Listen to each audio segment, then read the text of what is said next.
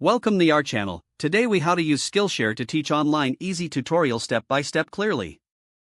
To get started with teaching online using Skillshare, first visit the Skillshare website.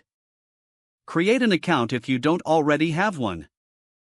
Once logged in, navigate to the Teach section located in the top menu. Click on Become a Teacher to access the information and resources available for instructors. Familiarize yourself with the Skillshare community guidelines and best practices for creating a course. Next, brainstorm ideas for your course topic, considering your expertise and what students might find valuable. Outline your course structure, breaking it down into manageable lessons. Aim for a minimum of 20 minutes of content, as Skillshare recommends length for varying lessons. Gather your materials, such as scripts, slides, and any visual aids you plan to use. Using a good quality camera or smartphone, start recording your lessons. Ensure you choose a well-lit and quiet environment for the best audio and video quality. As you record, keep your tone enthusiastic and engaging to maintain student interest. Edit your video using software like iMovie or Adobe Premiere to add any necessary titles, transitions, or effects.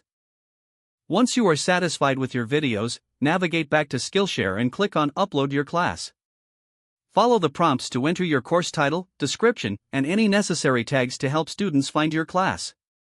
Upload your course videos one by one, ensuring they are in the correct format and resolution. Set a thumbnail image that captures the essence of your course to attract potential students. Review your class materials one last time before publishing, checking for any errors or omissions. Once everything is polished, click on the Publish button to make your course live. Promote your class on social media or other platforms to attract students. Engage with your students through class discussions and feedback to enhance their learning experience.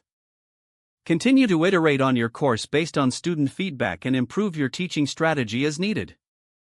If the page does not load, refresh the browser or try again in a private or incognito window.